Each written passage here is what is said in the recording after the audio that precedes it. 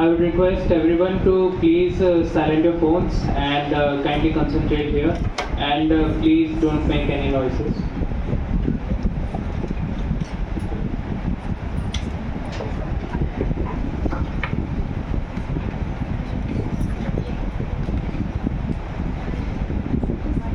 Good afternoon to everyone present here. On this beautiful day of April 22nd, we get our chances to step back from daily development and focus on our beloved home, where family members are just 7 billion. Yes, it's correct in your mind, it's about the earth. On very obvious grounds, earth should be preserved, nurtured, and cared every day. But why then a specific day, Earth Day, is observed? So, answer why Earth Day is observed. Why we have Earth Day? Anyone?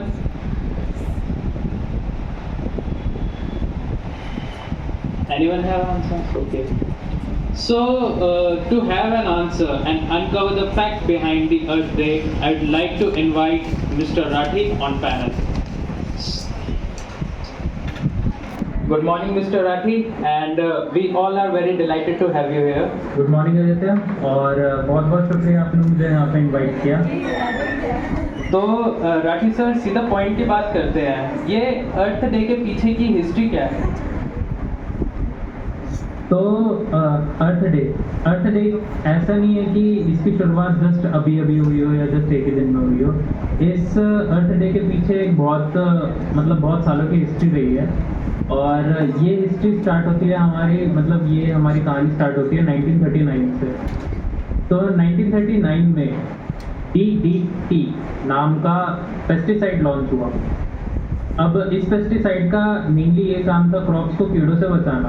ये काम भी ऐसे ही करता था कि ये crops पे उन कीड़ों को मार देता था जो उन क्रॉप्स पे लगती थी।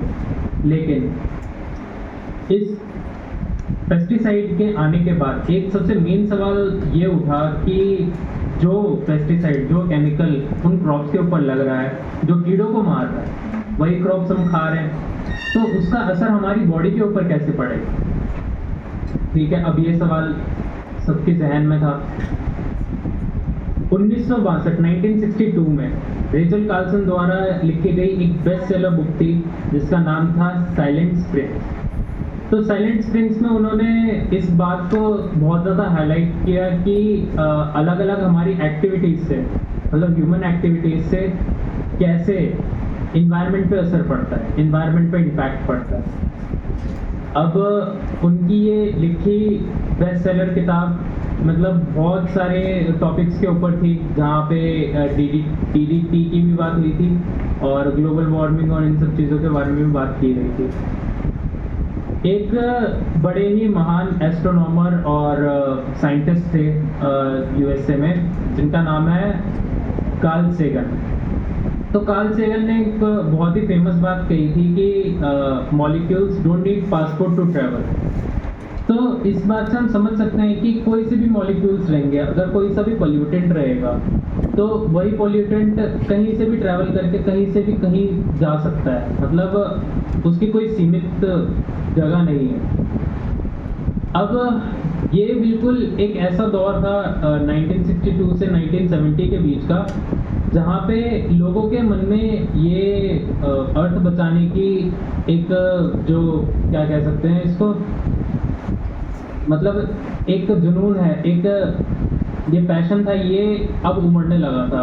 ये इस चीज़ की रियलाइजेशन हो गई थी कि अब हमें अर्थ बचानी है। ठीक है, अब इसी कड़ी में 1969 एक ऐतिहासिक ईयर रहा था 1969, जहाँ पे अपोलो 11 का मिशन करा गया था। तो अपोलो 11 के मिशन पे जब पहली फोटो जो चांद से अर्थ की ली गई, तो देख सकते हैं आप ये वाली फोटो ली गई थी। तो अगर इस फोटो के आप सिर्फ इमोशंस को समझोगे तो बस आपको यही समझ में आएगा कि ये सिर्फ हमारी ये अर्थ है जहाँ पे हम रह रहे हैं, जहाँ पे हम इतनी सारी एक्टिविटीज़ कर रहे हैं, जहाँ कुछ भी हम करे जा रहे हैं।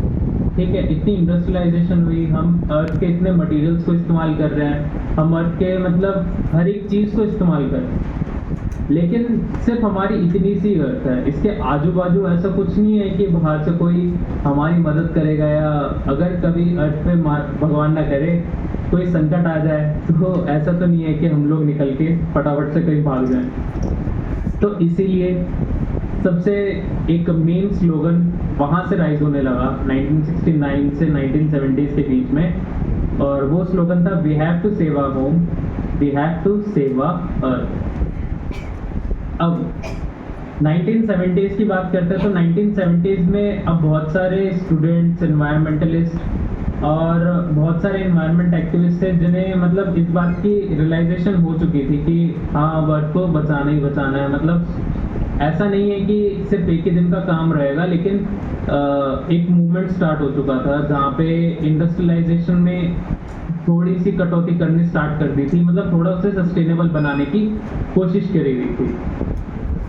अब 22 अप्रैल क्यों ही डेट चुनी 22 अप्रैल, अब इसके पीछे भी अलग एक कहानी है।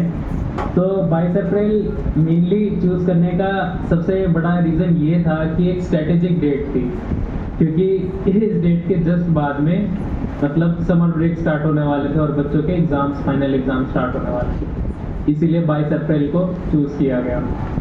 तो यही थी अभी कहानी कि कैसे अर्थ डे को स्टार्ट करा गया।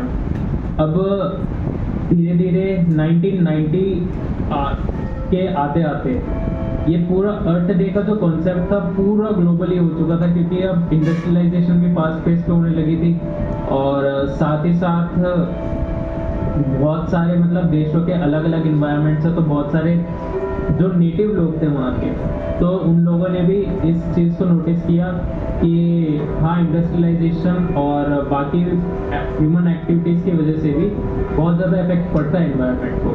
तो अर्थ डे का बहुत ज़्यादा क्रेज़ 1990 के बाद से बहुत ज़्यादा ग्लोबली दिखने लगा। तो ये थे कहानी अर्थ डे की। बहुत बहुत शुक्रिया राठी सर, आपका अपने बिजी शेड्यूल में से टाइम निकाल कर आपने हमें अर्थ डे के बारे में बताया और इसकी पूरी हिस्ट्री बताई। आपका भी बहुत बहुत धन्यवाद जो आपने मुझे इस शो पे इनवाइट किया, इस शो पे बुलाया, और आप सभी लोगों का भी धन्यवाद जो आपने मेरे को इतनी अटेंशन से सुना। हालांकि आजकल होता नहीं है कि इतनी अटेंशन से कोई सुने। तो अभी कुछ नहीं, बस आप अपना अर्थ डे सेलिब्रेट कीजिए, और ये वाला QR है, इस QR को स्कैन करके आगे की इंफॉर्मेशन यहाँ से ले सकते हैं आप। तो नमस्कार आप सभी का। So we learned about history of Earth Day. I hope आप सभी को इस अहम दिन की अहमियत मालूम पड़ी होगी। तो कुछ लाइन कहना चाहूँगा जाने से पहले। जिंदगी में ये भाग दौड़ बहुत है, कभी रुकने का समय मिला है, रुक कर देखा तो दम घुट गया था, एहसास हुआ तो माहौल ही खराब था। तो आप अपनी अर्थ को बचाइए और अर्थ डे अच्छे से सेलिब्रेट कीजिए, और let's make every day earth day.